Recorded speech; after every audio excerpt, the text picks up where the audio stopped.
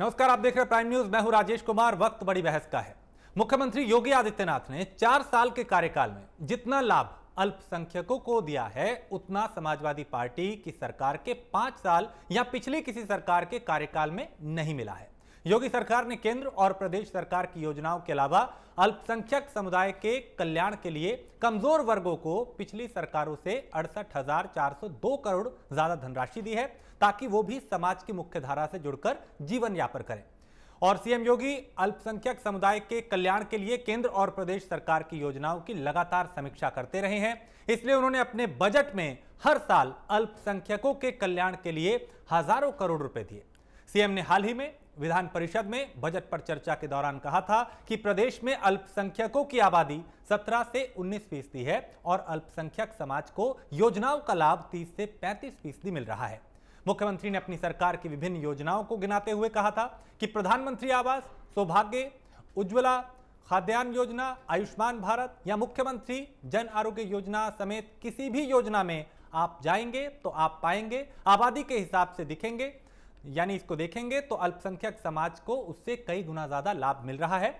ऐसे में सवाल ये उठता है, चूंकि विपक्ष लगातार ये कहता रहा कि सरकार तो ये कहती रही कि सबका साथ सबका विकास के फॉर्मूले के साथ आगे बढ़ा जा रहा है, काम किया जा रहा है और सबको साथ लेकर आगे बढ़ा जा रहा है, लेकिन विपक्ष कहीं ना कहीं सरकार को घेरता रहा था और उसमें ये कहा जाता रहा है कि भेदभाव किया जा रहा है, अल्पसंख्यकों के साथ भेदभाव किया गया। विपक्ष की तरफ से कई ऐसे आरोप कई दफा लगाए गए, लेकिन आंकड़े जो आए हैं वो ये बता रहे हैं कि पिछली सरकारों से ज्यादा मौजूदा सरकार ने अल्पसंख्यकों के लिए किया है। इसे हम समझेंगे, इसे हम जानेंगे। अब से कुछ देर में हमारे साथ एक वरिष्ठ पैनल जुड़ेगा जिसमें राजनीतिक पार्टियों के प्रवक्ता भी होंगे, वरिष्ठ पत्रकार भी होंगे। उनसे हम समझेंगे कि आखिर ये जो आंकड़े हैं और जो कहा जा रहा था, जो किया जा रहा है और जो सामने दिखाई दे रहा है उसमें कितना फर्क है और क्या वाकई जो आरोप विपक्ष लगा रहा था वो बेदम थे और मुख्यमंत्री ने यह साबित किया कि हम सबका साथ सबका विकास के तहत आगे बढ़ रहे हैं। हमारी नजर में कोई भेदभाव नहीं है, किसी के साथ किसी तरीके का कोई भेदभाव नहीं हो रहा, बल्कि सबको साथ लेकर और अल्पसंख्यकों को भी साथ लेकर आगे बढ़ा जा रहा है। पिछली सरकारों से ज्यादा उनके लिए मौजूदा सरकार ने काम किया है। समझेंगे जमीनी हकीकत क्या है, आंकड़े जो हैं उसके पीछे की कहानी क्या है और जो आरोप लगाए जाते रहे हैं उसके बाद क्या है, और समझेंगे भारतीय जनता पार्टी से भी, उनके प्रवक्ता से भी कि आखिर और क्या क्या करने की आगे तैयारी है, अब तक क्या क्या किया गया है। क्योंकि जो आंकड़े हैं वो यही बता रहे हैं कि चाहे समाजवादी पार्टी की सरकार हो या अब तक की जो सरकारें पीछे रही हैं, उनसे ज्यादा धनराशि जो है आवंटित की है मुख्यमंत्री योगी आदित्यनाथ ने, ताकि अल्पसंख्यक समाज का कल्याण हो सके, उनको भी बेहतर जीवन यापन वो कर सकें, उसको मुख्य धारा से जोड़ के आगे बढ़ा जा सके। सबका साथ सबका विकास के फॉर्मूले के साथ सरकार काम कर रही है और इस पे अब से कुछ देर में एक वरिष्ठ पैनल जुड़ेगा जिससे हम समझेंगे कि आखिर अब क्या क्या प्रतिक्रियाएं आ रही हैं। क्योंकि आंकड़े ये अब इस वक्त सामने हैं, टेलीविजन स्क्रीन पे चल रहे हैं कि किस सरकार में कौन से साल में कितना धन आवंटित किया गया था और मौजूदा मुख्यमंत्री योगी आदित्यनाथ उनके कार्यकाल में कौन कौन से साल में कितनी धनराशि दी गई, ये भी इस वक्त आप टेलीविजन स्क्रीन पे देख पा रहे हैं। तो एक जो नारा है, चाहे केंद्र सरकार हो या फिर राज्य सरकार, के सबका साथ सबका विकास, क्या वाकई उसकी जो जमीनी हकीकत है वो आंकड़ों के बाद साफ हो जाती है कि उसमें कोई इंतु परंतु नहीं है। इसे हम समझेंगे।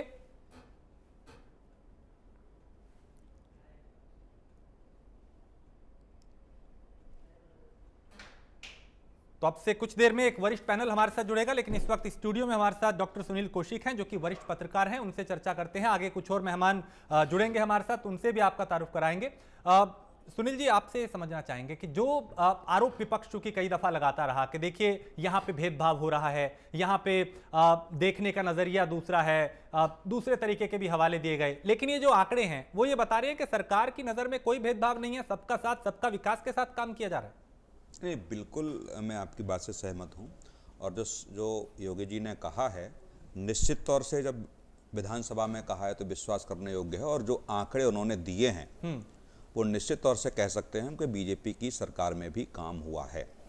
लेकिन हम अल्पसंख्यक समुदाय से केवल मुसलमान को जोड़ें तो ये थोड़ा सा ठीक नहीं होगा, क्योंकि अल्पसंख्यक समुदाय में और भी समुदाय आते हैं, जैन भी आते हैं, पारसी भी आते हैं, अन्य और भी लोग हैं, तो केवल हम मुसलमानों की राजनीति करें कि केवल एक ही समुदाय को इनसे फायदा हुआ है, तो मैं इससे बिल्कुल सहमत नहीं हूँ। लेकिन थोड़े से आंकड़ों का भी अध्ययन करेंगे बहुत बारीकी से, तो समाजवादी पार्टी की सरकार और बीजेपी की सरकार में जो बढ़ोतरी हुई है साल दर साल जी, वो थोड़ा सा मुझे लगता है कि जितनी स्थिति समाजवादी पार्टी सरकार में बढ़ोतरी हुई, उतनी बढ़ोतरी भारतीय जनता पार्टी की सरकार में नहीं हुई। यदि हम तुलनात्मक अध्ययन करें तो पहले बार में जब समाजवादी पार्टी 2012 में आई और 2012 में उन्होंने 48,508 करोड़ अल्पसंख्यक समुदाय पर खर्च किया। ठीक। और जब वो सरकार गई लास्ट का, जब उसका बजट 16 और 17 का था, तो 85,989 करोड़ का अल्पसंख्यक समुदाय के लिए बजट में स्थान था जी। या तुलनात्मक अध्ययन करेंगे ना हम दोनों का, तो लगभग समाजवादी पार्टी ने पहले बजट से और अंतिम बजट में 37,000 करोड़ की बढ़ोतरी की। और यदि हम तुलनात्मक अध्ययन करें तो पहला 48,508 करोड़ था, द्वितीय साल में 13-14 में हम करें तो 66,000 करोड़ का था, 66,189 करोड़ के आसपास का था। तो 12,000 करोड़ दूसरी साल में उन्होंने बढ़ाया।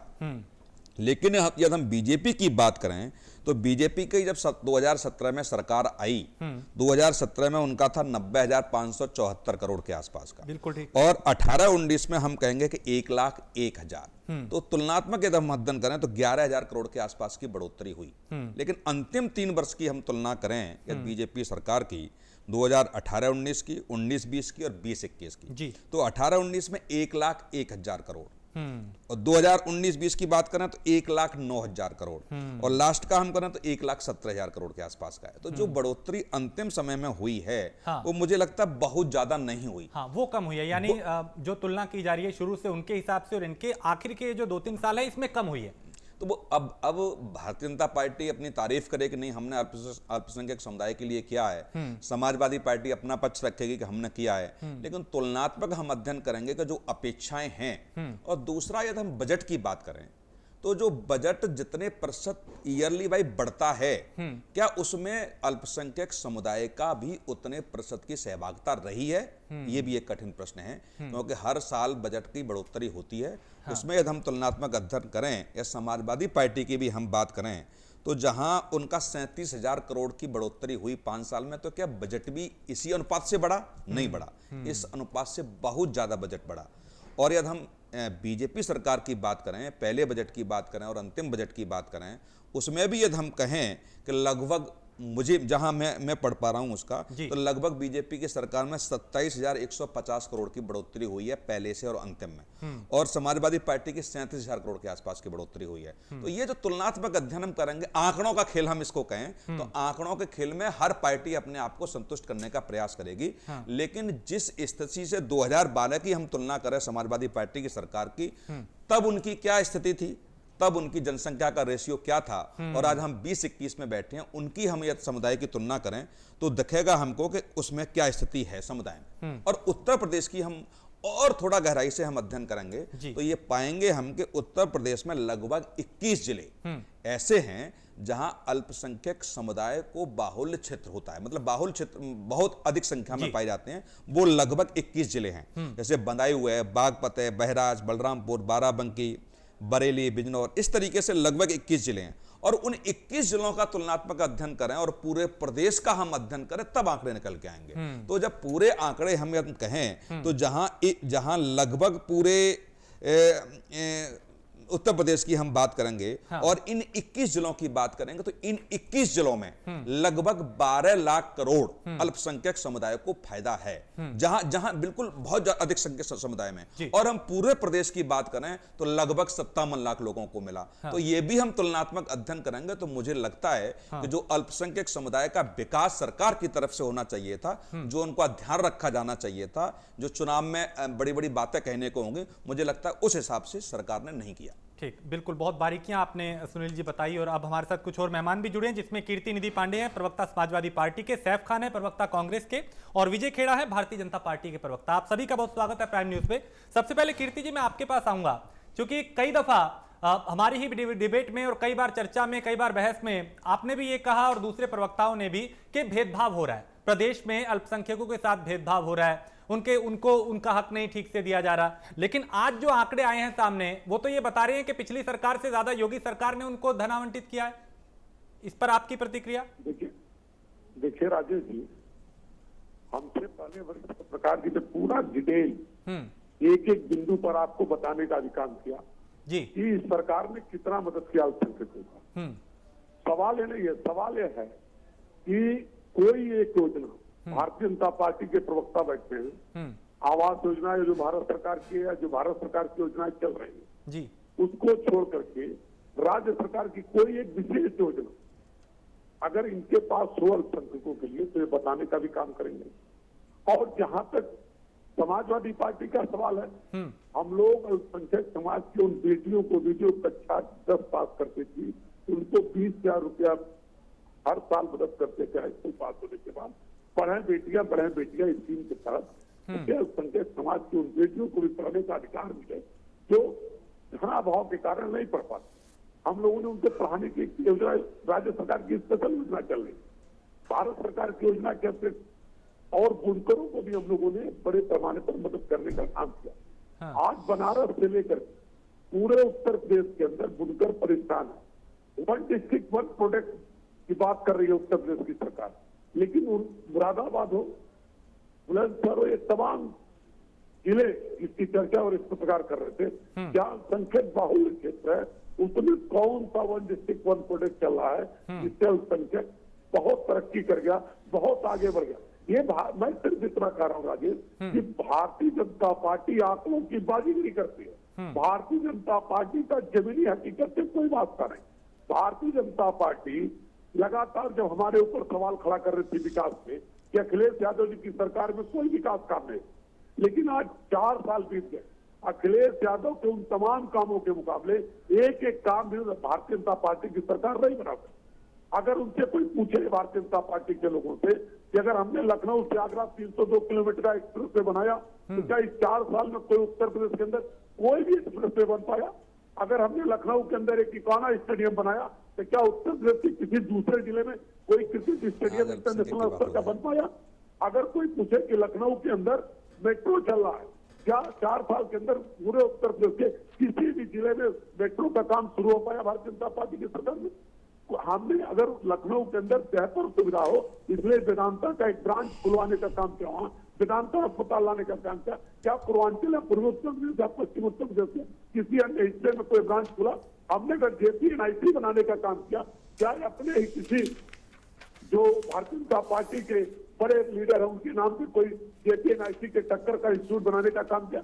ये भारतीय जनता पार्टी के लोग बाजीगरी करते, आंकड़ों की बाजी करते। आज किसान परेशान है, नौजवान परेशान है, अल्पसंख्यक भी परेशान, सब के सब हिसाब लेंगे भारतीय जनता पार्टी से आने वाले वक्त। ठीक है, अभी हम भी इस पे आपका जवाब भी लेंगे, आपने जो सवाल किए विजय खेड़ा जी से, लेकिन उससे पहले मैं सैफ खान का रुख करूंगा।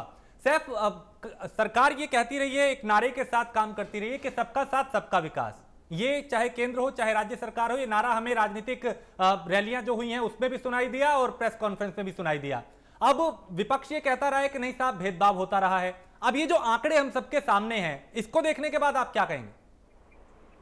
सबसे पहले बहुत बहुत शुक्रिया, आज आपके साथ फिर मौका मिला। मैं रखना चाहूंगा ना किसी का साथ ना किसी का विकास। इस सरकार की यही नीति रही है हर किसी के लिए, और जिसकी सच्चाई अगर आप ये आंकड़ों की बात करते हैं या ये फंडिंग की अगर आप ये बात करते हैं, तो मैं जो भारतीय जनता पार्टी का जो वक्ता या प्रवक्ता बोलेंगे उनसे जरा सिर्फ ये पूछ लीजिएगा कि निर्भया फंड जो है कितने प्रतिशत इस्तेमाल किया गया।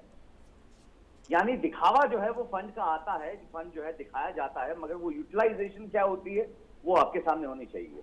जैसे फंड निकाला गया था, मैं 2017 की बात करता हूं, जब भी सरकार उत्तर प्रदेश में आई थी योगी जी की, तो ये भी वादे किए गए थे और फंड निकाले गए थे बाकायदा। 50 करोड़ उत्तर प्रदेश के बजट में जो है निकाला गया था फ्री वाईफाई का, 50 करोड़ जो है निकाले गए थे यूनिवर्सिटीज के लिए, जो है 3,975 करोड़ निकाले गए थे जो है गड्ढों के लिए। ऐसे ही जो है बहुत सारे फंड निकाले गए। 1,000 करोड़ तो स्वच्छ के लिए निकाला गया था, स्वच्छ भारत के लिए जो है 300 करोड़ निकाले गए थे स्वेटर के लिए। ना आज तक कभी किसी बच्चों को स्वेटर मिले, ना आज तक कहीं पूरे उत्तर प्रदेश में वाईफाई दिखा, ना किसी कॉलेज में वाईफाई दिखा, ना आपको स्वच्छ भारत में जो है ना कभी गड्ढे सड़कों के खत्म हुए। तो ये सरकार जो है बजट दिखाने में पेपर के ऊपर बड़ी अच्छी लगती है, मगर सच्चाई क्या है मैं आपको बताना चाहता हूं। सच्चाई यह है कि पीयू की रिपोर्ट जो है वो ये कह रही है कि 198 कंट्रीज में जो पीयू ने सर्वे किया उसमें पता चला कि हमारी कंट्री जो है वो 8.9 के रैंक के ऊपर है, यानी 10 सबसे खराब माना जाता है in terms of religious restrictions, in terms of जो माइनॉरिटीज के ऊपर जो है जो इस वक्त खतरा मंडरा रहा है, जो खतरा चल रहा है, कम्युनल वॉयलेंस हाईएस्ट है अपने पीक के ऊपर जो है। और ये मैं नहीं कह रहा, इंडिया रैंक जो है in terms of religion restriction चौथे रैंक के ऊपर आता है। एनसीआर भी कहता है 41% जो है ऑफेंसेस रिलेटेड टू रिलीजन जो है, यानी धर्म के नाम से जो है ऑफेंसेस जो है वो बढ़ चुके हैं। और यही नहीं, साथ साथ में द कन्वर्सेशन जो है 2 मार्च को 2020 को ये लिखता है, Modi's India has become the most dangerous place for minorities and Muslims. इसके साथ साथ जो है रोम की वैटिकन न्यूज ये कहती है कि क्रिश्चियंस के ऊपर जो है 736 अटैक जो है वो हो चुके हैं। ये मैं नहीं कह रहा।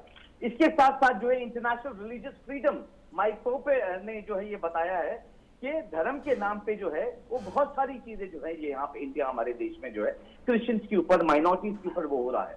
इसके साथ साथ जो है गवर्नमेंट का खुद का विभाग जो है जो माइनॉरिटी विभाग है वो ये कहता है कि no action was taken on a single BJP leader despite multiple complaint. ये नेशनल कमीशन ऑफ माइनॉरिटीज कहता है, जो गवर्नमेंट का खुद का विभाग है। तो ये तो सच्चाई है हमारे देश में। भारतीय जनता पार्टी के ये जुमलेबाज लोग जो हैं ये सिर्फ पेपरों के ऊपर तो जरूर दिखा सकते हैं, यानी हमारे देश का विभाग, नेशनल क्राइम रिकॉर्ड ब्यूरो, आप 822 कम्युनल वॉयलेंसेस तो पार्लियामेंट में जो है खुद जो है सरकार ने शो किए थे। ये यूनियन हंसराज जो है उन्होंने आंकड़े पेश किए थे। और जब से योगी जी उत्तर प्रदेश में चीफ मुख्यमंत्री बन के आए थे 60 कम्युनल वॉयलेंसेस जो है तब भी रिकॉर्ड की गई थी। सहारनपुर में याद दिला दूं कि 2 महीने में 3 कम्युनल वॉयलेंसेस जो है वो रिकॉर्ड की गई। ये है सच्चाई इस सरकार की, और ये सरकार दिखाती कि हम करें। इस सरकार ने किसी के लिए भी नहीं किया है, ना जो आप माइनॉरिटीज की अगर बात करते हैं, ना माइनॉरिटीज के लिए किया है, ना लोगों के लिए किया है। आज जीडीपी ग्रोथ देख लीजिए, आज अनएम्प्लॉयमेंट रेशियो देख लीजिए। ये है सच्चाई। ये सिर्फ एक चीज अच्छी करना जानते हैं, वो चैनल पे बैठ के या जो है झूठी घोषणाएं करते हैं। ठीक है, ये जरूर करना जानते हैं अच्छी तरीके से। जवाब ले लेते हैं। मैं आपको एक मिनट काजी जी, मैं ये बताना चाहता हूँ, योगी जी स्टार प्रचारक बन के दूसरे स्टेटों में जाते हैं, जाके कहते हैं मेरे यहाँ तो कोई कम्युनल वॉयलेंस होता ही नहीं है। पार्लियामेंट में आंकड़े रखे जाते हैं जो है, अगर इनसे कोई पूछे, मैं आपके चैनल के माध्यम से और आपके माध्यम से ये पूछना चाहता हूँ अभी भारतीय जनता पार्टी के प्रतिनिधि और वक्ता से कि साहब योगी जी जाके क्यों झूठ बोलते हैं दूसरे स्टेटों में? 60 कम्युनल वॉयलेंसेस रिकॉर्ड हो चुकी हैं जब से ये बने थे तब। और 822 कम्युनल वॉयलेंसेस यूनियन हंसराज जो मिनिस्टर हैं उन्होंने पार्लियामेंट में सूची रखी थी, 822 हाईएस्ट ठीक है, अभी तक के जो हमें देखने को मिला। तो ये है सच्चाई इस सरकार। ठीक है, इस पे जवाब लेते हैं। विजय खेड़ा, आंकड़ों में क्या बाजीगरी की जा रही है क्या? क्योंकि कीर्ति निधि ने भी यही कहा, सैफ खान भी यही कह रहे हैं कि देखिए किताबों में, पन्नों पे, आंकड़ों में बाजीगरी कर दी जाती है, जमीन पे कुछ और सच्चाई होती है। गुजरात सरकार के लिए भी यही कहा गया था। विरोधियों का तो काम है, ये उनका कर्तव्य है, यही, इसके अलावा उनके पास काम ही क्या है। कोई भी आंकड़ा होगा जो सरकारी आंकड़ा है, जो आंकड़ा विधानसभा में पेश किया जाता है, की घोषणा या घोषणा विधान परिषद विधानसभा में बोले या प्रेस कॉन्फ्रेंस में भी मुख्यमंत्री बोले या सरकार का कोई प्रतिनिधि प्रवक्ता बोले, उसको सार्वजनिक रूप से बोलने के बाद वो 100% सच होता है। तो बाजीगरी का कोई काम नहीं है। हमने बताया आपको, गुजरात में ये लगातार 2 बार उन्होंने यही कहा, और तीसरी बार भी जब जीते तब कहा कि गुजरात सरकार का मॉडल केंद्र में लाएंगे, तब भी इन्होंने कहा साहब आंकड़ों की बाजीगरी है। केंद्र में फिर दोबारा जीत के आ गए और अधिक सीटें लेके आ गए, तब भी इनके लिए आंकड़ों की बाजीगरी है। अब जो फिगर आपके सामने है, अब एक सेकंड, हालांकि ये फिगर एक बोरिंग स्टाइल है, लेकिन अब बोलना पड़ेगा क्योंकि अब सैफ भाई बोल रहे हैं। बहुत धन्यवाद, हमारी मुलाकात हुई सैफ जी से। तो आदाब जनाब। तो मैं भी इसलिए बताऊंगा आपको, सपा सरकार से पिछली सरकार की उसी से तुलना करनी होगी। तो कुल मिला के उन्होंने 3.5 लाख करोड़, 3,50,000 करोड़ खर्च किया था। 2012-13 में 48,000, 13 में 66,000, फिर 14-15 में 69,000, फिर 80,000 नेक्स्ट साल में, और 16-17 में जाके 88। हमारी सरकार ने आने के बाद पहली बार में ही 1.5 गुना कर दिया, 90,000, उसके बाद 1 लाख, उसके ऊपर 1,10,000, अब दिसंबर तक 11 लाख, कुल मिला के अगर आप देखेंगे तो हम 4,20,000 करोड़ रुपया इतने समय में दे चुके, जबकि कुल सरकार के शासन में सपा ने 3.5 लाख किया था। अभी आंकड़े सामने है, झूठ है तो बोल दीजिएगा, विधानसभा प्रेस कॉन्फ्रेंस कर लीजिएगा, चैलेंज कर दीजिएगा। इसके बाद अगर विधानसभा में आप झूठ बोला है या बोलते हैं तो आप लगाइएगा उसमें आश्वासन समिति में, सरकार का तो इस्तीफा की नौबत आ जाएगी। ये जो करते रहे ये वो नहीं हो रहा है, ये आपके आंकड़े सामने है। इसी तरह से जितनी प्रधानमंत्री की योजनाएं थी, सौभाग्य योजना, उज्ज्वला योजना, आवास योजना, उसमें जरा सा भी कहीं किसी ने भेदभाव नहीं रखा। पहले क्या था, वोटों के चक्कर में जो तुष्टीकरण की राजनीति चल रही थी कि मुसलमानों को ज्यादा खुश रखो और उनके वोट लीजिएगा। यहाँ तक कि मनमोहन सिंह जी ने इतना तक बोल दिया कि उनके अल्पसंख्यकों का प्राकृतिक स्रोतों पर ज्यादा अधिकार है। यानी इससे ज्यादा और वोट मांगने की बेशर्मी क्या हो सकती है? क्या आप खुलेआम ये बोल रहे हैं कि उनका अधिकार ज्यादा है हिंदुओं के ऊपर? हम ये कहते हैं दोनों का बराबर है। देशवासी हिंदू हो, मुस्लिम हो, ईसाई हो, कोई भी हो, जो इस देश का नागरिक है, यहाँ पैदा हुआ है, माइनॉरिटी रिजर्वेशन हटा दीजिए, अधिकार बराबर होगा, कम ज्यादा नहीं होने दिया जाएगा। वोट मिले या ना मिले वोट, हाँ अधिकार बराबर रहेगा। राजेश भाई हम होने देंगे, सबका विकास और सबका साथ। ठीक, सैफ कुछ कह रहे हैं, ही दे रहे हैं। हाँ विजय जी सैफ कुछ कह रहे हैं, आप ही की बात पे टिप्पणी कर रहे हैं सैफ खान। देखिए, मुझे बड़ा आश्चर्य और हैरानगी होती है साहब जब ये बातें होती है। सबका साथ सबका विकास, किसका विकास आज तक जो है हमारे देश में हुआ है? 33% तो दलितों के ऊपर अत्याचार उत्तर प्रदेश में बढ़ चुका है, महिलाओं के ऊपर 24% बढ़ चुका है। और ये मैं नहीं कह रहा, ये नेशनल क्राइम रिकॉर्ड ब्यूरो कह रहा है। इसको भी आप जो है चैलेंज कर लीजिएगा और ये देख लीजिएगा कि कौन क्या चीज कहता है। प्लस ये फिर जो ये बात करते हैं कि साहब ये जो माइनॉरिटीज के लिए कह दिया गया था, मैं एक बहुत साफ सी बात आपके रखना चाहता हूँ। अगर आपकी डिफरेंट सोच होती या माइनॉरिटी का आप ये रिजर्वेशन पे भी हटाना चाहते, क्योंकि माइनॉरिटी का आप ये कह रहे हैं कि सबको जो पहले जो है नंबर के लिए आपने बोला था, तो आप हटवा दीजिए माइनॉरिटी का रिजर्वेशन। आपकी सरकार ने क्या माइनॉरिटी का रिजर्वेशन हटवा दिया? अगर आपकी ये सोच है कि उनका पहला नहीं आना चाहिए, माइनॉरिटी का मतलब हो गया कि 100 में से इतने से, ठीक है ना? आप अगर आपकी सोच है ये कि नहीं इनको नहीं वो करना चाहिए, इनको हक नहीं देना चाहिए, तो आपकी अगर हिम्मत है तो हटा के दिखा लीजिए रिजर्वेशन जो है, पता चल जाएगा, दूध का दूध और पानी का पानी हो जाए। सिर्फ चैनल पे बैठ के जो है भाषण देने से जो है और वो दिखावा करने से नहीं होता। और मैं ये आंकड़ों का जो खेल है, ये जो पेपर्स का खेल है, वो भी मैं साफ साफ बोलता हूँ, पेपर्स में दिखाया कुछ और जाता है और होता कुछ और है। और अगर आकलन भी किया जा रहा है तो समाजवादी पार्टी के साथ में इस देश में जो है आपने किसके लिए क्या किया है ना, आप मुझे बता दीजिए ना। आपने ना एम्प्लॉयमेंट पे तो आप चलिए ये बता दीजिए पर कैपिटल इनकम जो है हर इंसान की कितने प्रतिशत बढ़ा दी है, ये भी नहीं बता पाएंगे साहब जो है। आप हमारी सरकार का बोलेंगे तो मैं आपको जो है एक सेकंड में 26,000 स्कूल 70,000 स्कूल मदरसे 70,000 बढ़ा के दिया हर कैपिटल इनकम, सारे नकली मदरसे। चलिए ये बताइए बिलो पॉवर्टी लाइन से कितने प्रतिशत लोगों को ऊपर लेके आए? नहीं चलिए देखिए, बता दीजिए। हाँ ठीक है, मुद्दे से मत भटकिए। 140 मिलियन लोगों को हाँ। Indian national Congress below poverty line से ऊपर लेके आई। चलिए अभी बता दीजिए। ठीक, डॉक्टर सुनील कौशिक, आप अगर किसी विकास की बात करते हैं या फिर जो है विकास में बताता हूँ, ये विकास में ये अमित शाह जी के बेटे की बात कर रहे हैं विकास, उनका शायद छोटा नाम होगा विकास। ठीक है, मैं दोबारा आता हूँ सर, मैं दोबारा आता हूँ। या डॉक्टर तो सुनील, बाबा डॉक्टर सुनील, जो मैं अमित आपसे ये शाह समझना के चाहूंगा बेटे सुनील जी हैं, वही 600 या 6 लाख ये तो चलिए ज्यादा जो है पक्ष और विपक्ष की बात बाकी कोई हुई, कंपनी लेकिन नहीं कर रही। अल्पसंख्यक जो है उसको ये भरोसा है कि हाँ ये जो सरकार है वो हमारे लिए कर रही है, पहले से बेहतर हुआ है, वो उनके सरकार के साथ है। नहीं देखो, डिबेट में ये आ रहा है कि अल्पसंख्यक मुसलमान थोड़ा ही हैं। हाँ। केवल मुसलमानों को ही अल्पसंख्यक को माना जा रहा है। हाँ। अल्पसंख्यक में और भी धर्म के लोग आते हैं जी। या तो उन धर्मों की भी बात कर ली जाए तो मुझे लगता है बहुत ठीक रहेगा। दूसरा, विजय साहब खेड़ा साहब ने ये कहा कि पहला समाजवादी पार्टी का बजट और हमारा बजट 3 गुना था। वो इसलिए मैं नहीं मानना कि 2016 और 17 का जो अंतिम बजट समाजवादी पार्टी का था वो 85,989 करोड़ का था और आपका पहला बजट जो था वो 90,574 करोड़ का था। केवल 5,000 करोड़ की बढ़ोतरी हुई।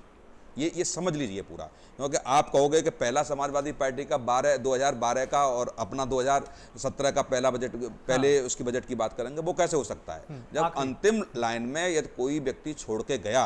जैसे 2012 में 48,000 करोड़ का जो बजट था अल्पसंख्यक समुदाय के लिए, वो 2017 में जाकर के 85,989 करोड़ हुआ, बढ़ोतरी हुई लगभग 45,000 करोड़ के आसपास की। और तो जब आपका पहला बजट आया और जब आपने अंतिम 3 बजट की आप बात कर लीजिए, अंतिम 3 बजट की हम बात करें या 2019-20 की बात करें, 20-21 की बात करें या 18-19 की बात करें, तो मुझे लगता है कि तीनों बजटों में मुश्किल से 17,000 करोड़ की बढ़ोतरी हुई है 3 बजट में लास्ट के में।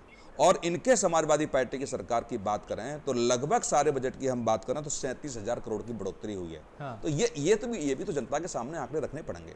और दूसरी चीज क्या है कि 2012, फिर दोबारा कह रहा हूं, 2012-13 में और 2020-21 में आप उसकी जनसंख्या के हिसाब से भी तो तुलना कीजिए कि 2012 में क्या थी और 2020 में जाकर के 8 साल में क्या जनसंख्या वहां की हो गई। यदि इसके हिसाब से बजट, और फिर मैं पुनः कह रहा हूं दोबारा, अभी भी मैंने कहा था राजेश जी कि जो बजट 2012 में समाजवादी पार्टी सरकार ने पेश किया, उस हिसाब से जो बजट की बढ़ोतरी हुई है, क्या उसमें अल्पसंख्यक समुदाय को विकास के लिए जो बजट मिला है, क्या उसी प्रतिशतता के साथ से बढ़ोतरी हुई है? ये बिल्कुल नहीं हुई, क्योंकि जो बजट की बढ़ोतरी होती है सहभागिता उसी में सारे समुदाय की होनी चाहिए। लेकिन सरकार ने अपने हिसाब से आंकड़े रखे हैं, लेकिन यदि आंकड़ों का तुलनात्मक अध्ययन करें तो न तो समाजवादी पार्टी की हम बात करें और बीजेपी की बात करें, दोनों पार्टियों में बहुत कुछ नहीं मिला। बहुत थोड़ा थोड़ा कहेंगे कि दाल में नमक के बराबर की पोजीशन में यदि ऐसे बढ़ोतरी हुई है। यदि और समुदायों की हम बात कर रहे हैं तो उनकी भी तो बढ़ोतरी की बात हो जाए। यदि ये तुलनात्मक अध्ययन आप करते कि अल्पसंख्यक को हमने ये दिया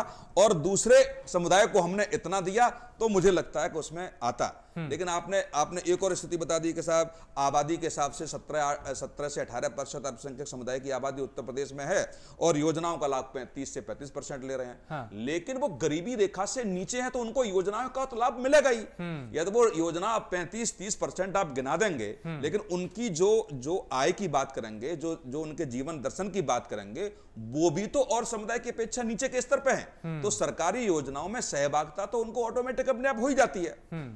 बिल्कुल। और इस पे अभी बहुत से सवाल हैं जिनका जवाब लेंगे, लेकिन अभी मुझे एक ब्रेक के लिए रुकना है। यहाँ छोटे से ब्रेक के लिए रुकेंगे, ब्रेक के उस पार और समझने की कोशिश करेंगे कि आखिर क्या क्या अल्पसंख्यकों के लिए मौजूदा सरकार ने किया है और आगे अभी क्या करने की तैयारी है। अगर विपक्ष से तुलना करें तो कितनी बढ़ोतरी हुई है। एक छोटे से ब्रेक के लिए रुकेंगे, फौरन लौटेंगे। तो ब्रेक के बाद आपका स्वागत है। बात हो रही है इस पे कि योगी सरकार ने अल्पसंख्यकों के लिए जो किया है, उसमें ये जो आंकड़े पेश किए गए हैं, जो रिपोर्ट सामने आई है, उसमें ये बताया गया कि पिछली सरकार से ज्यादा धन जो है वो आवंटित किया गया है। इसी को हम समझने की कोशिश कर रहे हैं कि जमीनी इसके मायने क्या है। हमारे साथ एक वरिष्ठ पैनल है जिसमें कीर्ति निधि पांडे हैं, विजय खेड़ा है, सैफ खान है और डॉक्टर सुनील कौशिक है जो कि वरिष्ठ पत्रकार हैं। आप सभी हमारे साथ लगातार बने हुए हैं। कीर्ति जी, मैं आपके पास आऊंगा, क्योंकि ब्रेक पे जाने से पहले डॉक्टर साहब ने बड़ी बारीकी से समझाया था कि कितनी बढ़ोतरी कब हुई, लेकिन मैं आपसे समझना चाहता हूं कि आपके राज में, यानी जब समाजवादी पार्टी की सरकार थी, अल्पसंख्यकों के लिए क्या बेहतर हुआ जो मौजूदा सरकार नहीं कर पाई? राजेश जी, कौशिक जी वरिष्ठ पत्रकार ने बहुत बारीकी के साथ बजट का अवलोकन और बजट को बाकायदा कंपेरिजन भी किया एक दूसरे से। और एक बात स्पष्ट हो गई कि 4 साल की सरकार योगी आदित्यनाथ जी की बीत चुकी है, 5वें साल में प्रवेश कर चुकी है। 4 साल के सिर्फ बजट का कंपेरिजन किया जाए तो अगर भारतीय जनता पार्टी ने 17,000 करोड़ 4 साल में बजट बढ़ाया है, 90,000 करोड़ से ले जाकर के 1,09,000, तो समाजवादी पार्टी के अगर 4 साल की सरकार का कंपेरिजन किया जाएगा तो हम लोगों ने 4 साल में जब 48,000 करोड़ का पहला थे, तो उसके बाद 4 सालों में हम लोगों ने 32,000 करोड़ का बजट बनाने का काम। और मैं पूरे दावे से कर सकता हूं कि 5 साल की सरकार में जितना बजट पार्टी की सरकार ने दिया, उतना बजट योगी आदित्यनाथ की 5 साल की सरकार में मिले नहीं थे। और जहां तक बेहतरी का सवाल है, मैंने तो भारतीय जनता पार्टी के प्रवक्ता से पूछा था कि कोई एक योजना राज्य सरकार की बता दीजिए जो अल्पसंख्यकों के बेहतरी के लिए हो। कोई एक योजना नहीं बता पाया। भारतीय जनता पार्टी केवल कागज की बाजीगरी करती है।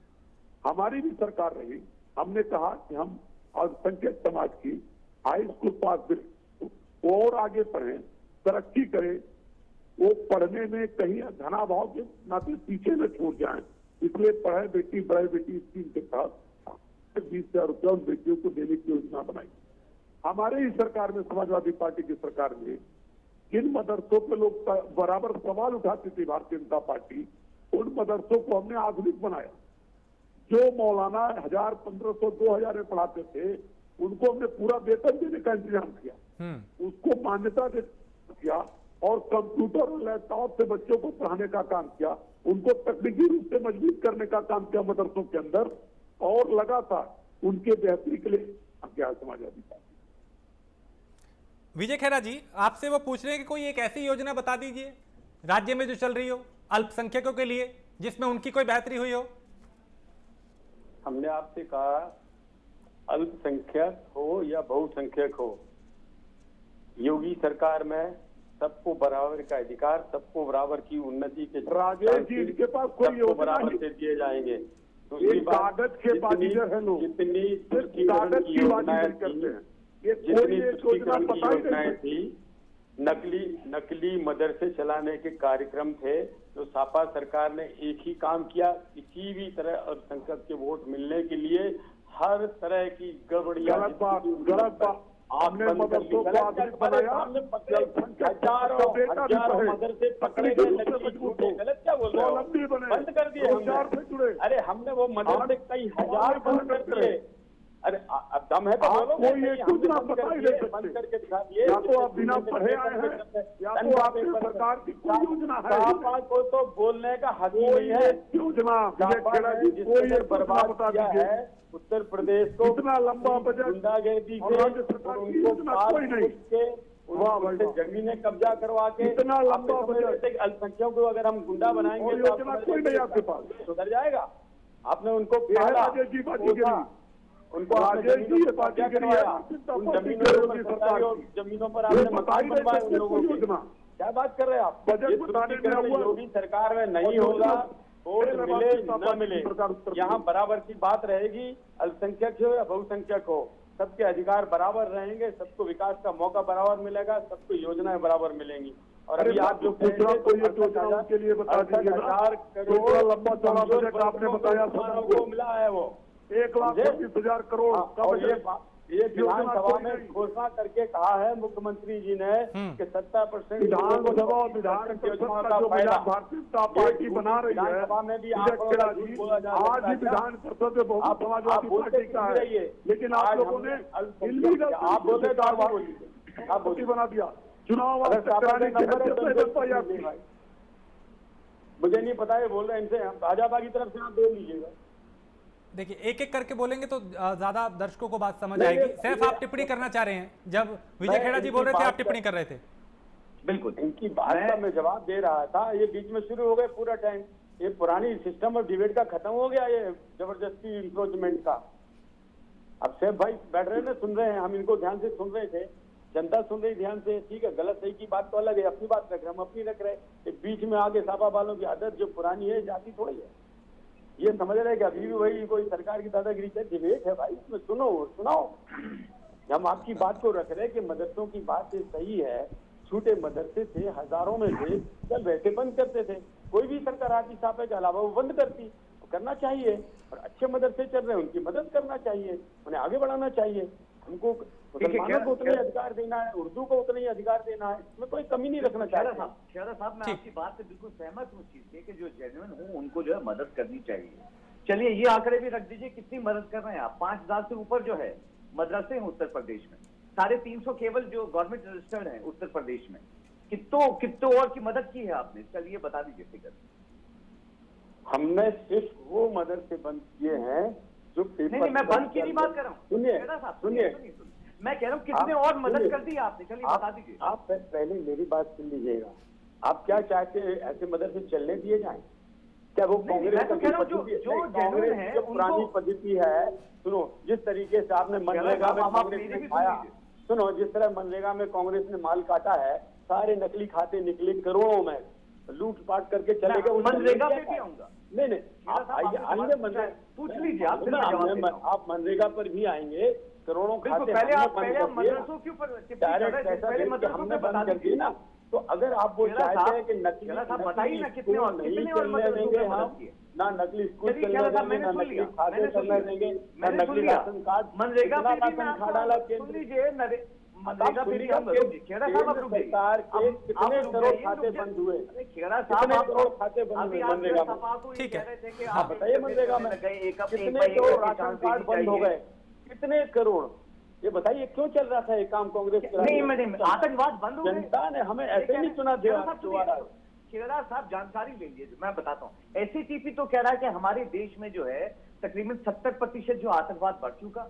यहाँ तक कि सीआरपीएफ ये कह रही है कि 7 साल में इतना आतंकवाद और सर मुद्दे पे आइए, सर मुद्दे पे आइए वापस। बहरहाल थोड़ी जो जानकारी आंकड़े वो रखता है अब वही राजेश बोलेंगे, साहब, बोलने खेड़ा दीजिए। साहब आप बिल्कुल आपसे मौका वो चाहूंगा, नहीं, जो आंकड़े जो रखता है है, उन्हें बोलने मैं दीजिए, बीच में आप कोई भी हो, बीच में आपकी इंटरफेरेंस नहीं चाहूंगा। और राजेश भाई सच्चाई और सुनिए, हाँ। सच्चाई ये है, south Asia state of minority report आई 2020 में, अभी कहती है इंडिया इज द किसकी मोस्ट रिपोर्ट? डेंजरस किसकी एंड रिपोर्ट आई? वायलेंट नहीं, किसकी रिपोर्ट?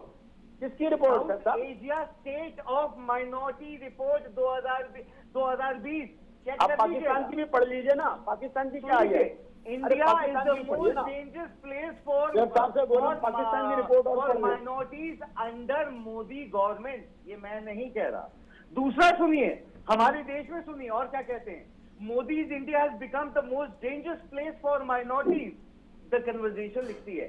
लेकिन सर हम पर्टिकुलर एक स्टेट की अभी बात कर रहे हैं। फिलहाल जो हमारे पास आंकड़े हैं, जो बात हम कर रहे हैं, वो फिलहाल हम उत्तर प्रदेश की कर रहे हैं। तो मुझे जवाब देने का मौका दीजिएगा। और साथ में मैं ये भी बोलना चाहूंगा कि ये तो सब चीजें कह ही रहे हैं। बहरहाल जो है, मैं आपसे ये पूछता हूं कि उत्तर प्रदेश में सरकार जो है जिन पे कम्युनल वॉयलेंसेस के चार्जेस लगे हैं उस तक को हटाने की कोशिश कर रही है।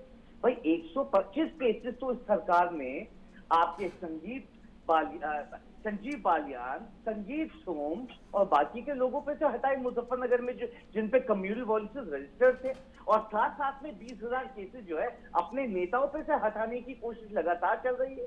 यह है सच्चाई आपकी सरकार की। और आप बात करते हैं दूसरे लोगों की जो है। भाई अगर आप डिफरेंसेस की बात करते हैं, मैं और दिल्ली में एक दिल्ली का एग्जांपल अगर आपको दूं, 30 साल में सबसे खतरनाक दंगा जो है दिल्ली में हुआ, 30 साल बाद कम्युनल वॉयलेंसेस का। यह है सच्चाई जो है। हमारे उत्तर प्रदेश का एग्जांपल आपको जो है मैं दे ही चुका हूं, दिल्ली का भी दे दिया और पूरे देश का दे रहा हूं। हाईएस्ट नंबर ऑफ कम्युनल वॉयलेंसेस जो है रिकॉर्ड की जा रही है। ठीक है, विजय खेड़ा जवाब दे रहे थे आप। बात जो है विजय जी आप शॉर्ट टिप्पणी, उसके बाद मैं डॉक्टर साहब से समझूंगा, क्योंकि कई बार आप डिरेल हो जाते हैं ना, मुद्दा जो है उससे हट जाते हैं। तो मुद्दे पे रहें तो वो ज्यादा बेहतर होगा, ताकि उस पर दर्शक समझ पाएंगे। नहीं तो अभी अब जो कहेंगे उसका जवाब तो देना होगा ना। हाँ। ये माइनॉरिटी रिपोर्ट बता रहे हैं जी।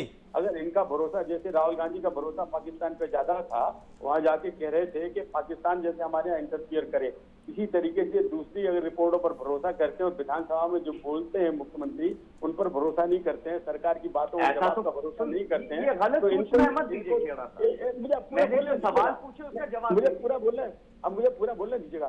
तो अगर आप ये भरोसा सीएफआई की रिपोर्ट पर करते हैं, अगर ये भरोसा पाकिस्तान की रिपोर्ट पर दिल्ली करते तो हमने हैं, तो बैंक ये के साथ आप करवा दीजिए क्या CFI देशों का बैंक। करते हैं, तो खेड़ा उसका साहब, तो मैं इधर कुछ आकर- नहीं कर सकता। सुनिए, पेड़ों के दूसरी पीछे बात, छुपने से नहीं दूसरी होगा। बात, अभी खेड़ा इन्होंने साहब, दंगों की, सुनिए, अभी इन्होंने पेड़ों दंगों के की बात पीछे करी से है। छुपने से नहीं होगा। अभी मैंने इन्होंने जो आपसे सवाल पूछा नहीं उसका नहीं, ये जवाब दीजिए आंकड़े, खेड़ा आप साहब। हिंदुस्तान की बात अरे करो, साहब, PFI की आंकड़े बात आप की थी, यूएनओ तो की हमने बात ही बैन कीजिए, किया था। आंकड़े PFI आज करवा आंकड़े आप दीजिए, वर्ल्ड बैंक चलिए की बता बात दीजिए कीजिए, खेड़ा साहब, वर्ल्ड कब बैंक बनाएंगे? वर्ल्ड बैंक बंद की बात करेंगे? करिए। आप वापिस उत्तर प्रदेश पे आइए, आप वापिस उत्तर प्रदेश आ जाइए। हाँ, दुनिया की सैर अभी मत कीजिए। अभी हम जो चर्चा का हमारा जो मुद्दा है वो यही है कि उत्तर प्रदेश में जो अल्पसंख्यक हैं उनके लिए पिछली सरकार के मुकाबले मौजूदा सरकार क्या कर रही है। आंकड़े जो है वो ये बता रही है कि पहले से बेहतर करने की कोशिश की है। डॉक्टर साहब, मैं आपसे समझूंगा कि क्योंकि पहले भी मैंने जानने की कोशिश की थी कि जो जमीनी हकीकत है और जो अल्पसंख्यक है उनमें ये संदेश सरकार का गया है कि देखिए जो विपक्ष कह रहा है या रैलियों में या उसका एक तरीके से एक प्रोपोगेंडा या कुछ भाषण दिए जाते हैं कि देखिए आपके साथ ये हो जाएगा, कई कानूनों का हवाला उसमें दिया गया, कई हमने देखा सीएए को लेकर भी कई हंगामे हुए थे, दंगे, कई जगह छिटपुट हिंसा हुई थी। उसके बाद क्या उनमें ये संदेश गया है, ये भरोसा है उनको कि नहीं ऐसा कुछ नहीं है, सरकार सबका साथ और सबका विकास के साथ ही आगे बढ़ रही है? देखो राजेश, यदि हम 10 साल पहले का रिकॉर्ड उठा के देखेंगे तो लगभग हमको अखबार के पहले पेज पे महीने में कम से कम 2 खबर ऐसी मिलती थी कि किस देश के किसी कोने में या प्रदेश के किसी कोने में दंगा हुआ और कर्फ्यू लगा। हाँ। कर्फ्यू शब्द एक ऐसा शब्द था जहां बच्चे से लेकर के सारे लोग जानते थे कि कर्फ्यू क्या होता है। वो बड़ा ईमानदारी से कहना चाहता हूं मैं कि ये शब्द अब बहुत ज़्यादा तादाद में ना अखबारों में ना मीडिया में देखने को मिल रहा है कि कर्फ्यू लगा। दूसरा, किसी भी समुदाय को एक दो छुटपुट घटनाएं हो जाएं, लेकिन जो पहले स्थिति थी कि जहां दंगे हो रहे हैं, किसी एक समुदाय को टारगेट किया जा रहा है और वो समुदाय कोई भी हो सकता है, या जहां हिंदू अल्पसंख्यक हैं तो वहां उस मुसलमानों ने किए, जहां मुसलमान अल्पसंख्यक में वहां हिंदुओं ने किए। और इस पूरी डिबेट में भी आप देखेंगे कि हम लोगों ने अल्पसंख्यक शब्द का उपयोग किया, लेकिन राजनीतिक दल के लोग बार बार उसको मुसलमानों की तरफ मोटिवेट कर रहे हैं। बार बार चाहे मदरसे की बात आ जाए, चाहे किसी रिपोर्ट्स की बात आ जाए, चाहे पश्चिम में दंगे हुए उसकी बात आ जाए, लेकिन ये समझना पड़ेगा कि ये कब तक चलेगा कि अल्पसंख्यक में केवल मुसलमान नहीं आते। दूसरी, बड़ा ईमानदारी से बात करनी चाहिए। हम उत्तर प्रदेश की बात कर रहे हैं। उत्तर प्रदेश में 21 जिले ऐसे हैं, वो पहले भी मैंने कहा, जहां अल्पसंख्यक समुदाय के लोग बाहुल्य की स्थिति में रहते हैं। आप पूरे प्रदेश को छोड़िए, केवल उन 21 जिलों का ही आप अध्ययन कर लीजिए तो मुझे लगता है कि प्रदेश की सारी चीजें समझ में आ जाएंगी। लेकिन 21 जिलों की हम तुलनात्मक अध्ययन करें तो मुझे लगता है कि जो अल्पसंख्यक समुदाय को मिलना चाहिए था वो नहीं मिला। वो किसी की सरकार में नहीं मिला। मैं आरोप नहीं लगाऊंगा कि बीजेपी के में भी नहीं मिला, सपा की सरकार में भी नहीं मिला।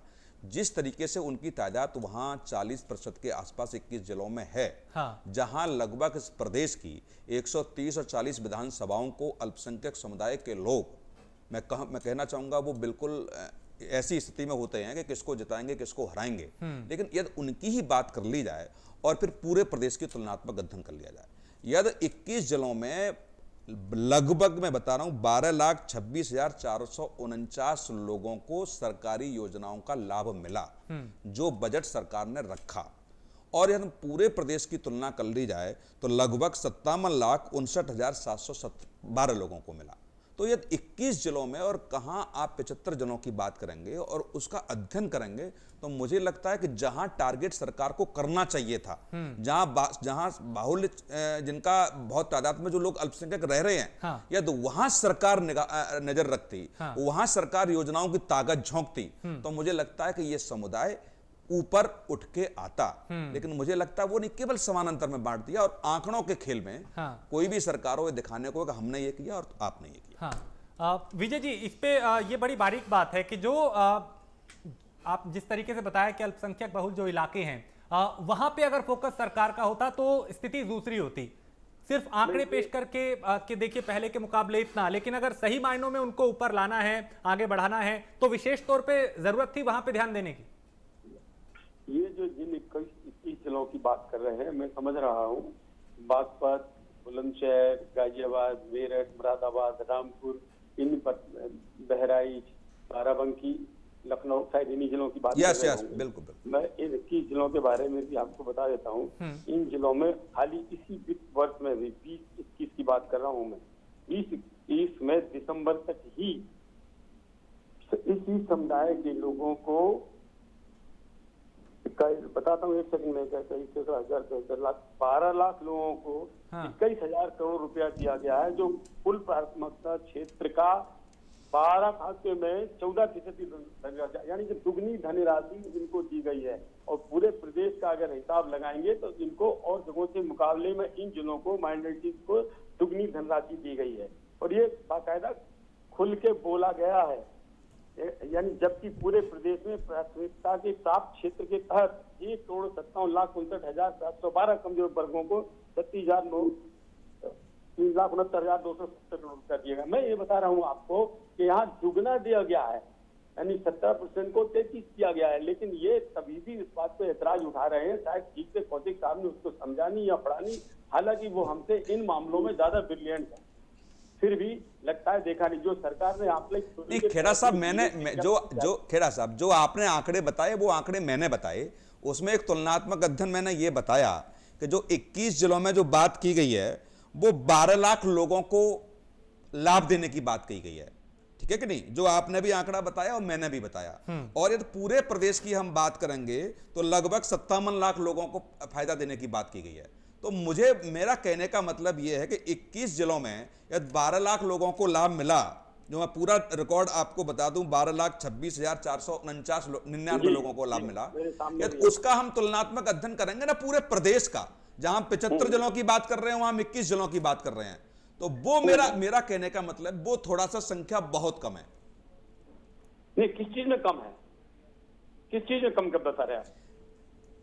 मेरा कहने का मतलब फिर दोबारा आप मैं बता रहा हूं ना, 21 जिलों में 12 लाख लोगों को मिला, जहां 21 जिलों में लगभग 30 से 40% अल्पसंख्यक समुदाय के लोग रहते हैं, और पूरे प्रदेश में अल्पसंख्यक समुदाय के 57 लाख लोगों को फायदा मिला। 57 लाख लोगों को फायदा मिला। पूरा भी आंकड़ा बता दूं मैं, 57,59,712। ठीक है कि नहीं? कीर्ति जी को फोन लगाइए, उनका कनेक्ट। लेकिन आप कृपया इसको करेक्ट कर लीजिएगा। संख्या से मतलब नहीं है, कमजोर वर्ग के लिए मिला है, ये सबको नहीं मिला है। कमजोर वर्ग की तुलना कमजोर से करिए। आप कर रहे टोटल परसेंटेज। नहीं, अल्पसंख्यक वो पूरा प्रदेश का 57 लाख है। खेड़ा साहब, पूरे प्रदेश का 57 लाख अल्पसंख्यक समुदाय का ही है वो। आप कमजोर वर्ग जहां होगा जिस जिले में वहीं मिलेगा। आप कह रहे हैं कुल जनसंख्या। Please correct, try to listen me, फिर बताइएगा। अगर आप कहीं पर 1 लाख है और कहीं पर 50,000 है, और 1 लाख वाले में अगर कमजोर वर्ग की संख्या ज्यादा है तो ज्यादा मिलेगा, या 50,000 वाले में ज्यादा है तो ज्यादा मिलेगा। इसलिए आपका जो तुलनात्मक अध्ययन है वो अधूरा हुआ। अब सुन लीजिए, अब ज्ञान बढ़ा लीजिए अपना, अब अपना ज्ञान बढ़ा लीजिए खेड़ा साहब। अरे ज्ञान बढ़ा लीजिए, अरे आप ज्ञान बढ़ा लो ना थोड़ा सा। आप बिल्कुल ज्ञान बढ़ा लीजिए। 21 जिले और 75 जिले में, 21 जिले में और 75 जिले में 12 लाख और 57 लाख का आप तुलनात्मक अध्ययन कर लीजिए। क्या जहां 40% लोग रह रहे हैं वहां 12 लाख लोगों को लाभ दे रहे हो, और जहां कम संख्या में लोग दे रहे हैं वहां 57 लाख पूरे प्रदेश को। 57 लाख में से 12 लाख लोगों को घटा दीजिए, और 75 जिले में से 21 जिलों को घटा दीजिए, और तुलनात्मक अध्ययन कर लीजिए। जहां आपने ये कह दिया ज्ञान बढ़ा दीजिए, तो वहां तो आपकी बात ही खत्म हो गई कि आप अपने झूठ को सच साबित करने की कोशिश कर रहे हो। जो झूठ बोला उसको सच साबित मत करो। जो सामने जो आंकड़े आपने दिए हैं वही मैं दे रहा हूं, आप उसको समझ नहीं पा रहे हैं। आंकड़ों से आप ये साबित करना चाह रहे हैं कि आप बड़े भारी जानकार हैं, और हमें नहीं, मैं ये नहीं कह रहा, मैं ये नहीं कह रहा, मैं ये कह रहा हूँ खेड़ा साहब, मैं ये कह रहा हूँ उम्र का तकाजा है। आप हमसे बहुत बड़े हैं, राजनीतिक कैरियर आपका बहुत दलों में रहा है, मैं जानता हूँ आपको, लेकिन मैं कह रहा हूँ हो सकता है कि आपने गूगल पे सर्च करके वो चीजें पढ़ रहे हो ना, वो मैं समझ रहा हूँ सारी चीजें, लेकिन मैं तुलनात्मक अध्ययन में आपके ज्ञान पे कोई सवाल नहीं उठा रहा। मैं आपके ज्ञान पे कोई सवाल नहीं उठा रहा मैं, ठीक है कि नहीं, लेकिन मैं तुलनात्मक अध्ययन की बात कर रहा हूं। हो सकता है वो आंकड़े आप न समझ पाए हो। मैं तो आपसे अनुरोध कर रहा हूं खेड़ा साहब कि जो मैं समझ पा रहा हूं, या तो आप मुझे समझा दीजिए या मैं आपको समझ लूंगा। कौशिक साहब, मैं एक ही लाइन बोलूंगा आपसे, खाली एक लाइन। हालांकि मैं MBBS डॉक्टर हूँ, लेकिन मैं MBA हूँ दिल्ली यूनिवर्सिटी से, और फाइनेंस और अकाउंटिंग उसमें पढ़ाई जाती है। हिंदुस्तान का जो 4 मैंने इकोनॉमिक्स में PhD की है खेड़ा साहब, अब मुझे ये मत समझाओ क्या कर रहे हो। मैंने इकोनॉमिक्स में PhD की है, ठीक है कि नहीं? तो ये मुझे आप दोनों ही विद्वान हैं, आप दोनों ही सम्माननीय हैं। बात कर रहा हूँ मैं, तो सिर्फ राजनीतिक बात कर रहा हूँ। तो तुलनात्मक अध्ययन फिर दोबारा सुन लीजिए, मैं बहुत और बढ़ा दूं आपको। क्या 75 जिलों में से 21 जिलों में 12 लाख लोगों को लाभ मिला, और 21 जिलों को छोड़ करके बाकी 57 लाख लोगों को लाभ मिला। इसका अध्ययन कर लीजिए, समझ में आ जाएगा कि आपने अल्पसंख्यक समुदाय के लोगों के लिए क्या आपकी सरकार ने किया है। केवल आप आंकड़ों के खेल में फंसाएंगे तो ठीक है, वो दोनों लोग बैठे हैं, कांग्रेस के प्रवक्ता, समाजवादी पार्टी के प्रवक्ता, वो बता देंगे आपको आंकड़े का खेल कर रहे हैं। कीर्ति पांडे, जो पढ़ के बता रहा हूं, मैं भी संतुष्ट नहीं हूं आंकड़ों से। कीर्ति जी, देखिए आपकी भी सरकार रही है, और पिछली दफा चूंकि आप ही सरकार में थे, 5 साल आपने सरकार चलाई, क्या कोई ऐसा उदाहरण सेट किया आपने कि आज आप सरकार को घेर पाते कि देखिए हमने ये किया, आप ये नहीं कर पा रहे हैं? राजेश, बाजीगरी जो आंकड़ों की है, जो बजट का खेला है, बजट के खेल में भी समाजवादी पार्टी की सरकार में 35,000 करोड़ लगा था।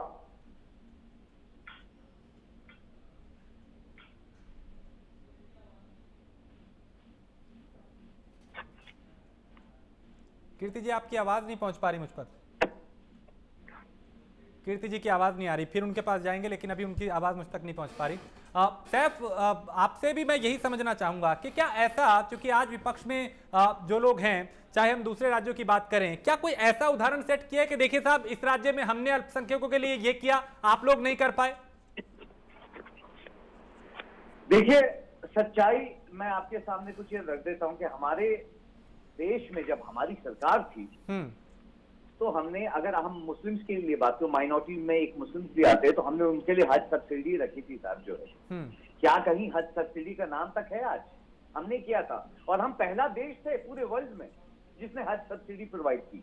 किसी देश ने नहीं की थी। की है क्या आज किसी सरकार ने? आपको जवाब ना में मिलेगा।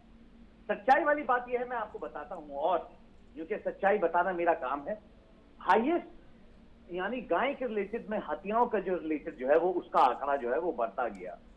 ये क्यों बढ़ता गया? और हमारे सामने बहुत सारे ऐसे केसेस आए, पहलू खान का आया, इखलाक का आया, बहुत सारे ऐसे केसेस जो है जो माइनॉरिटी के ऊपर जो अत्याचार हुए वो हमारे सामने आए। और बीजेपी के राज्य में जो है 20 अटैक जो है वो 6 महीने में ही हुए, यानी 20 अटैक केवल 6 महीने में हुए हैं।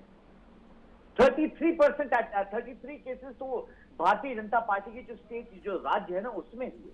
तो ये साफ साफ दर्शाता है कि माइनॉरिटी के ऊपर जो है वो किस तरीके से अत्याचार जो है वो बढ़ता जा रहा है। यानी आप ये कह रहे हैं कि माइनॉरिटी नहीं, आजकल तो हरी जो है, चाहे आप कोई भी कॉमन के ऊपर भी बात करें, 40% माइनस, आप ये समझ सकते हैं इस वक्त बेरोजगारी है। चलिए, वक्त मेरे पास कम है सैफ, माफी चाहूंगा, रोकना चाहूंगा, वक्त की कमी है। सच्चाई जो है वो सच्चाई होती है, ऐसे बोलने से नहीं होता है कि जो है आपने बोल दिया या आपने आकर जो है वो दिखा दिए। जो पेपर्स के ऊपर कितना इम्प्लीमेंटेशन हुआ है ग्राउंड स्तर के ऊपर जो है, और कितना विकास हुआ है, विकास तो बिल्कुल मैं आपको बिल्कुल, यानी जमीन पे उसकी हकीकत क्या है, सच्चाई क्या है, वो भी सामने आए, वो बेहद जरूरी है। बहुत शुक्रिया सैफ खान, विजय खेड़ा जी, सैफ और सुनील कौशिक जी और कीर्ति निधि पांडे जी, आप सभी का बहुत शुक्रिया चर्चा में शामिल होने के लिए। तो बड़ी बात यही कि जो आंकड़े हैं वो तो यही कह रहे हैं कि पिछली सरकार के मुकाबले मौजूदा सरकार ने अल्पसंख्यकों के ऊपर ज्यादा खर्च किया है।